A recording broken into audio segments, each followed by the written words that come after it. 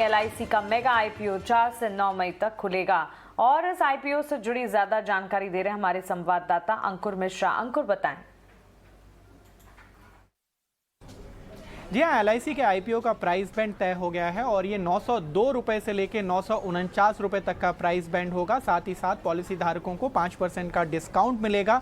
तो टोटल अगर total quantum में बात करें तो वो 60 रुपये प्रति शेयर का डिस्काउंट मिल रहा है वो पॉलिसी धारकों को। इसके अलावा जो आईपीओ के ओपनिंग का डेट है वो 4 मई है और ये 4 से 9 मई तक खुलेगा। साथ ही साथ एंकर इन्वेस्टर्स के लिए 2 मई को आईपीओ खुलेगा, क्योंकि बीच में 3 मई को एक ट्रेडिंग हॉलीडे है, इसीलिए एंकर इन्वेस्टर्स के लिए बुक 2 मई को खुलेगी। सरकार ने जैसी कि मंशा जाहिर की थी, 3.5% स्टेक डाइल्यूट होगा LIC के आईपीओ में। और अगर इस वैल्यूएशन पे बात करें तो 949 रुपए पे सरकार को करीब 21,000 करोड़ रुपए मिलेंगे LIC के आईपीओ में स्टेक सेल से। इसके अलावा अगर हम टाइमलाइन की बात करें तो जो सेबी का नियम है उसके मुताबिक 1 हफ्ते में लिस्टिंग होती है। तो 12 मई का जो टाइम पीरियड था LIC के पास इस आईपीओ को लाने का, वो पूरा हो जाएगा, चूंकि 4 से 9 मई तक आईपीओ खुलेगा और अब ये जल्दी ही एक्सचेंजेस को हिट करेगा। ओके, तो मच अवेटेड LIC के आईपीओ का प्राइस बैंड 902 से 949 रुपये प्रति शेयर होगा और इस आईपीओ से जुड़ी जितनी भी डिटेल्स आपके लिए इंपॉर्टेंट थी ये आपके सामने यहाँ अंकुर ने रख दी है। 4 से 9 मई तक ये आईपीओ खुलने वाला है, जिस पर आपकी नज़र होनी चाहिए। लेकिन चलिए आगे बढ़ते हैं और अब जान लेते हैं कि कल का ट्रेडिंग सेशन कैसा देखने को मिला और बाजार प्रदर्शन कल कैसा था। बताने के लिए सौमित हमारे साथ हैं। सौमित, बताएं। कल अगर आप देखेंगे तो सेक्टर इंडेक्सेस में सारे सेक्टर इंडेक्सेस में अच्छे खासे गेंस देखने को मिले थे। निफ्टी जो पिछले 2 दिनों से गिरे जा रहा था, कल के ट्रेड में पॉजिटिव क्लोज हुआ। 200 DMA के रेजिस्टेंस के आसपास अब निफ्टी ट्रेड कर रहा है। उसके अलावा अगर हम देखते हैं तो निफ्टी बैंक इंडेक्स भी 2 दिनों से लगातार रैली किए जा रहा है और सारे स्टॉक्स कल निफ्टी बैंक इंडेक्स में गेन कर रहे थे सिवाय के एक्सिस बैंक। उसके अलावा अगर हम देखते हैं तो निफ्टी रियल्टी में करीब 3.5% के गेंस देखने को मिले थे, जो कि हाईएस्ट थे मार्च 16 से लेके अब तक। जो क्लोजिंग हुई थी निफ्टी रियल्टी इंडेक्स की वो 50 DMA के ऊपर हुई थी। निफ्टी ऑटो में जो गेंस देखने को मिले 2.5 थे, जो हाईएस्ट थे मार्च 9 से लेके अब तक, और जो क्लोजिंग थी वो 1 मंथ हाई के लेवल पे हुई।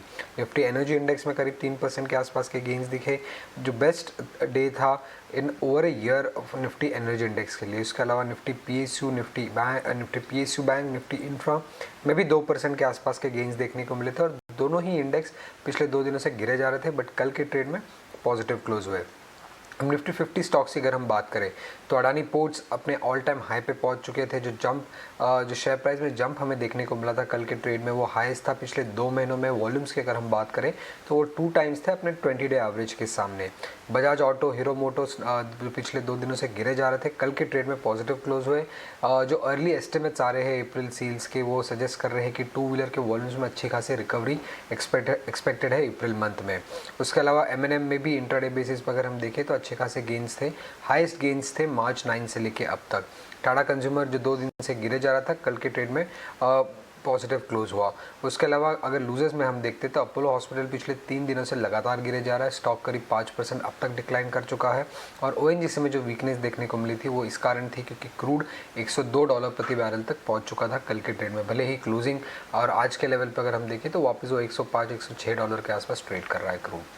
जी बिल्कुल सौमित, साथ ही ये भी बताएं कि फिर कल ट्रेंडिंग शेयर्स कौन से थे, आज के लिए ट्रिगर्स कौन से हैं जिस पर हमें नजर रखनी है। ब्रॉडर मार्केट की अगर हम बात करें तो कल चंबल पर फर्टिलाइजर पे अच्छा खासा पॉजिटिव ट्रैक्शन देखने को मिला था।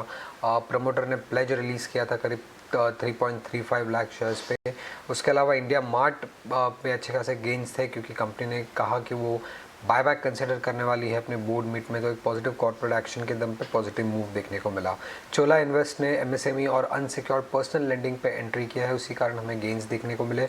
बॉम्बे बर्मा और बॉम्बे डाइंग दोनों ही वाडिया ग्रुप की कंपनीज है, दोनों में अच्छे खासे पॉजिटिव ट्रैक्शन कल के ट्रेड में थे।